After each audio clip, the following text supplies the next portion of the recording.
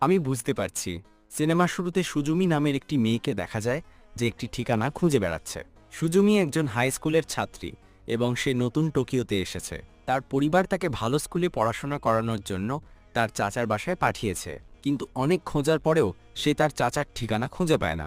তাই সে ক্লান্ত হয়ে একটি জায়গায় বসে কিছু খেতে শুরু করে এবং ভাবে যে সে এখন কি করবে। এই সময় সে তার সামনে আকাশ থেকে একটি তারা ঝরতে দেখে।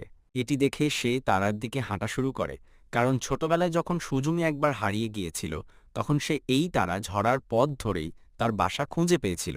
কিন্তু এখানে সে অজ্ঞান হয়ে পড়ে যায়। এরপর যখন তার চোখ খোলে তখন সে দেখে যে সে তার চাচার বাসায় চলে এসেছে। সেখানে সিজিও নামের একটি ছেলেকে দেখা যায়।